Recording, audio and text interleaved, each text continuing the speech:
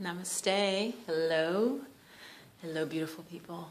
And thank you, as always, for taking the time. I forget to say that sometimes because I'm thinking about, what each video is about. But thank you so much for taking the time to watch. And I always hope that it's helpful to you, or at least entertaining, or passes the time, in a nice way. So I'm going to shift you over just a smidgen. And those of you who know me know that Percy's always, I swear, the minute I turn the camera on, he's right here. Hold on, I've got to do the tinfoil ball again. I promise you, once we're actually doing the meditating on the chakras, I will silence the cat. Somehow. Okay. So, thank you for coming back. This is the series, Chakras Explained. It's for beginners or those who want to go back to basics and really understand the chakras. So I am a yoga teacher and more now a practitioner, longtime practitioner, which is even more important actually. I was certified to teach in 1994 and I've been studying yogic arts since then, on and off. Like the chakras I've kind of moved towards and then sometimes just lost interest. What I'm finding, what I'm finding now, is I realize the chakras are something of really deep import, and I think when I was younger, and so I want to say that to you, those of you who either are younger, like 20s, 20-somethings, or feel like, oh, chakra is just another thing. They're not. I think that they are really, really profound and are almost like keys to our whole body, mind, spirit, literally those are the keys, are the chakra system. I'm just realizing that as I get older and as I do some practices. And it's not like I'm spending hours a day or anything, working with them, but what I do, my cat fetches, for those of you who don't know, so I swear, he'll bring it back. So just to say to you, really, dive in if you're drawn to the chakras at all. Like my other videos, I'm going to go right to it. I do think that meditating will help because it's going to increase your ability to concentrate. It's going to increase your sensitivity within yourself and to your own body and to subtle changes, right? So I do recommend that if you're interested in the chakras that, start a meditation practice, and there's so many benefits to that. I have meditation videos. I'll put links below the video. Check those out. And I have a nature one that's doing really, really well. I went outside in nature and recorded the sounds and sat there myself and did the meditation. So check that one out. I think that's a really, really nice one. As I'm making this video, it's going just to begin to be spring. So that nature meditation might be very nice for you. So we are up to the heart chakra, which is called Anahata chakra. And I'll just share some of, my awarenesses, just personal sharings, and then I will get more sort of yoga factual, chakra factual, okay? And I have my trusty guide here. The first video I think I showed you, I do have a lot of chakra books. I have 5 that are about chakras, and then several more that incorporate chakras as well. But this book, Wheel of Life by Anna J. Judith, is really, really good. I will like to add an affiliate link so that, if you click through, I think I get 25 cents or something really, it's ridiculous, but I would appreciate it.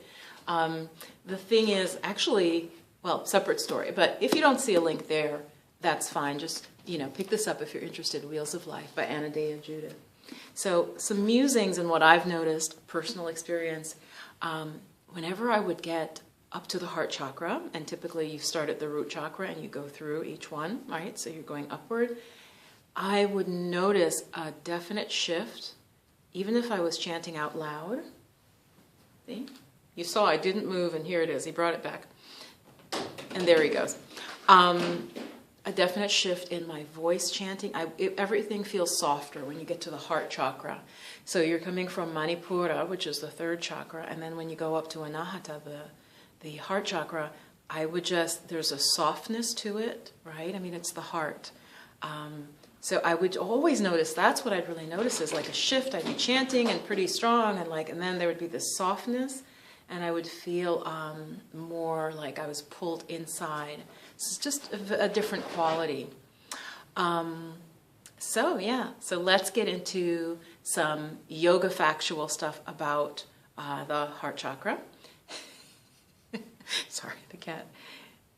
And I'll show him to you. Okay. I'll try not to show you the space because it's actually quite messy right now. So let's just see if we can turn this around here. Oh, there's his butt and here it is. Okay, I'm going to throw it. Okay, so. All right, I know you heard that. So, for those of you who have a cat and love them, you know that it might not be best to try to meditate or do anything like that when they're in an active mood, okay? So we'll go through the correspondences. So each chakra has related sounds, colors, foods, and so on. And so some of it is pretty esoteric, so I'll consult Wheels of Life. And, you know, but I'm going to give you what you need to know. And then, as always, I will end with leading you with some chanting. And I think that'll be a very positive experience for you, and you'll just hear the chakra sounds, okay? So I'm having some lavender tulsi, which is a really nice tea. Tulsi is spelled T-U-L-S-I, and it's an herb that is, I mean, I'm sure it grows all over the world, but the tulsi is the name, the Indian name, and it's just considered a very balancing and powerful herb. And then, of course, lavender. So it smells really nice. It smells like lavender, which is nice, and you don't really smell the tulsi. So anahata. Anahata means unstruck sound.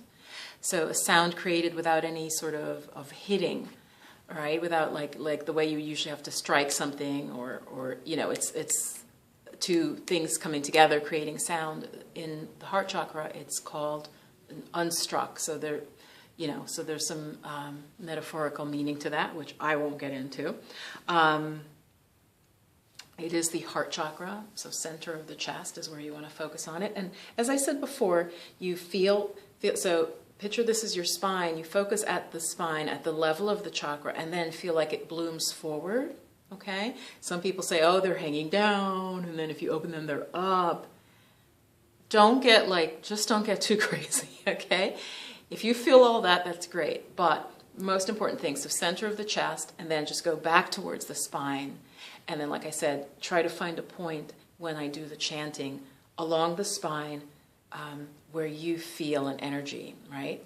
So obviously we're way above Manipura, which was a little bit above the belly button. We've come all the way up to the center of the chest. Okay. The color is said to be green that's associated with it, and some people see pink, of course, you know, pink for heart, but many others say it's like a soft, bright, fresh green color, okay? As I mentioned in another video, these colors aren't really traditional for the chakras. I believe it was in the late 1800s, and I think it's a woman called Madame Blavatsky or something. Somebody in that era, you know, put colors with it, but they weren't traditionally the colors associated with. And the sound, which is the most important way I find to meditate with it, you repeat it and it's yam. Y-A-M, so it's not yam, okay? We're not eating yams, yum, yum, something like that, all right? No, I'm not Indian, but that is the pronunciation I was taught and that I've heard it done and that I was taught, but definitely not yam, all right? So it has to do with love and just feelings of love, and not necessarily just like love for a partner or boyfriend or girlfriend, but very much about compassion for all beings. It's considered the first higher chakra, okay? Meaning the first chakra that it's love, so it's definitely about being unselfish, right? So you're touching into some higher emotions, love for all beings.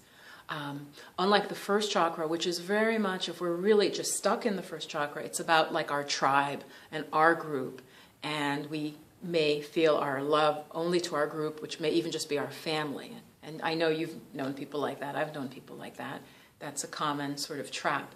When your awareness rises to the heart chakra, the love you have, you'll at least touch into at times love for other people who are outside of your family, outside of your gender, outside of your race or ethnicity or religion.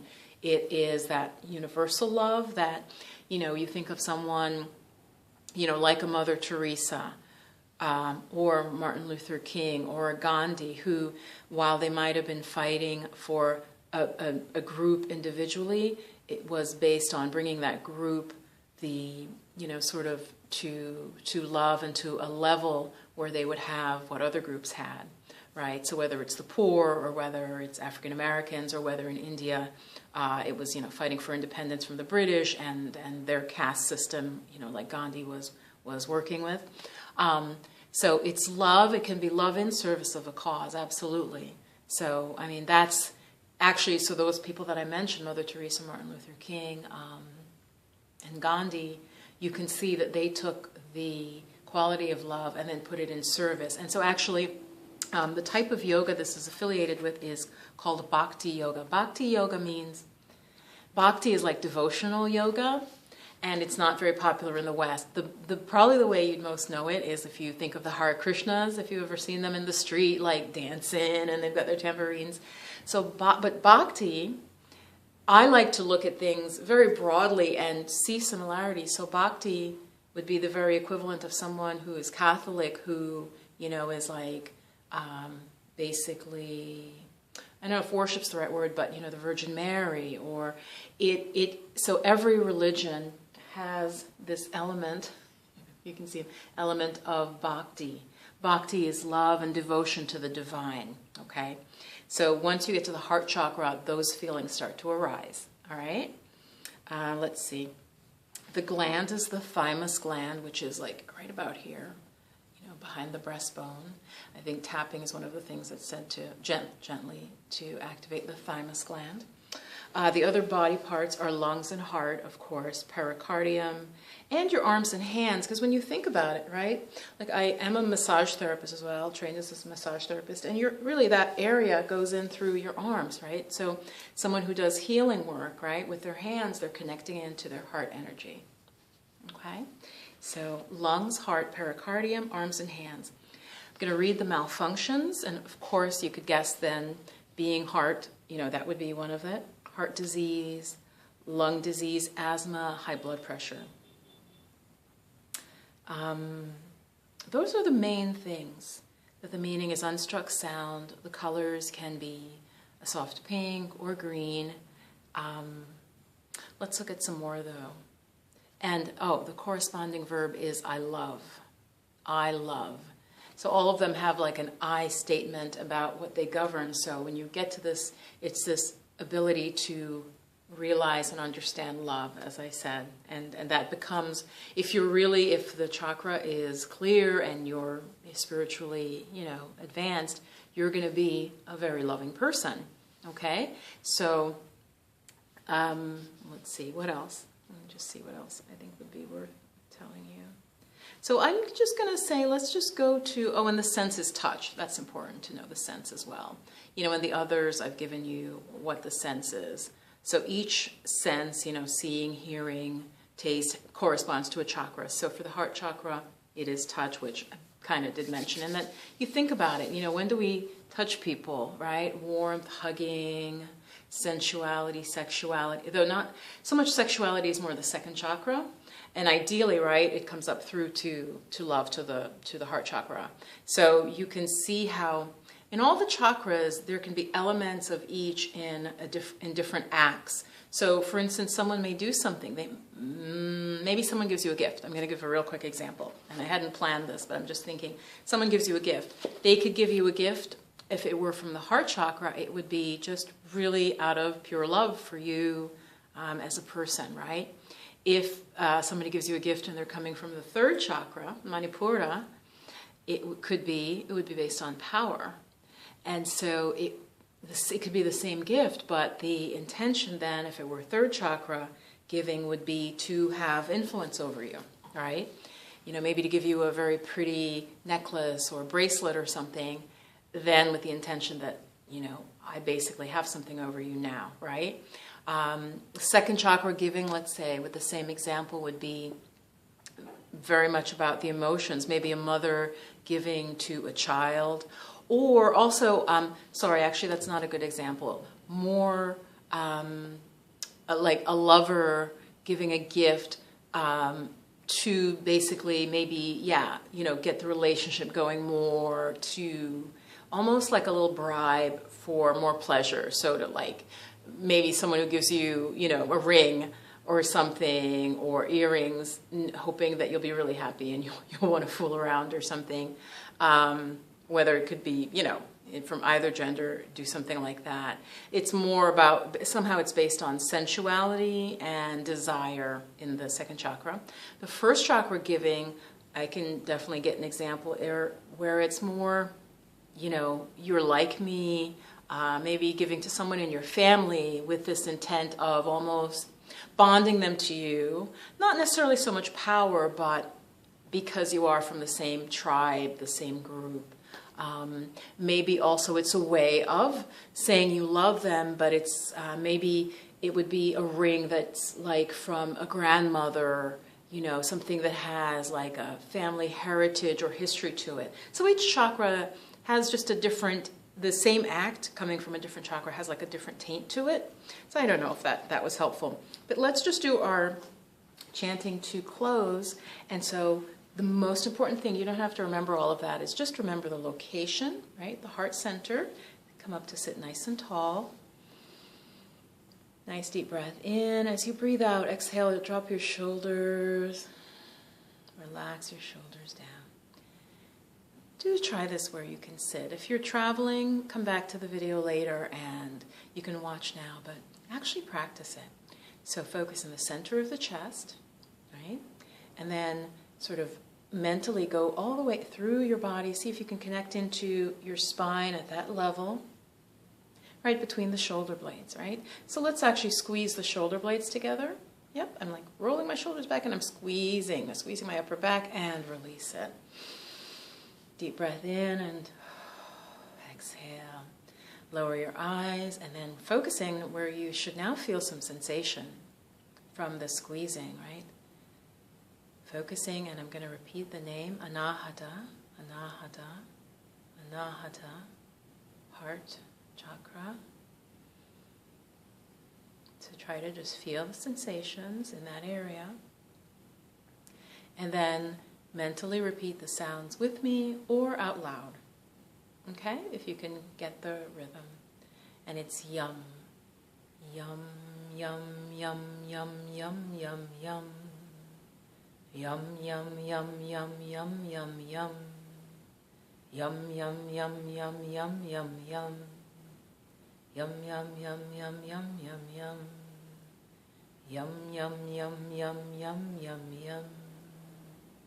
Try to feel as if the sound hits that part of your body from inside. So the vibration from the sound taps into that area. And again, remember, this is in the subtle body, which is, it's within, we locate it within the physical body, but it's not like something that you can touch and say, oh, that's the subtle body, that's the chakra, okay?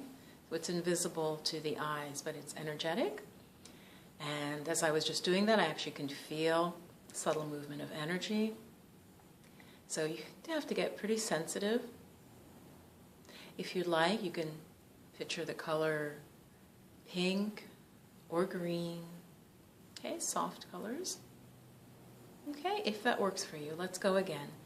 Yum, yum, yum, yum, yum, yum, yum. Yum, yum, yum, yum, yum, yum, yum. Yum, yum, yum, yum, yum, yum, yum. Yum, yum, yum, yum, yum, yum, yum.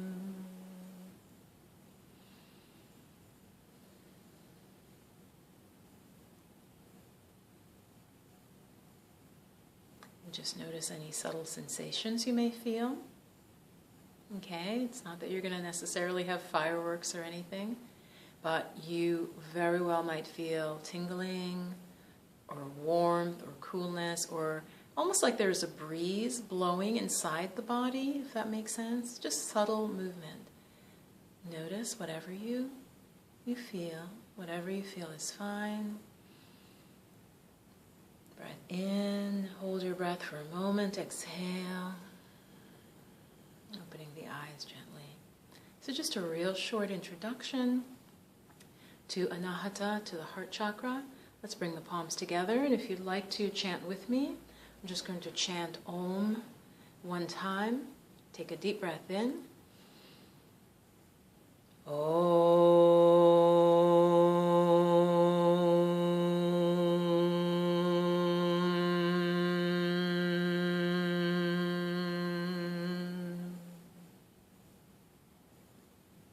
Hare Om Shanti, Shanti, Shanti. Peace with ourselves, peace with others, and peace with the forces around us. Namaste. The divine within me honors that divine light within you. Be well, leave your comments below, and look forward to seeing you in the next video. And don't forget the final video.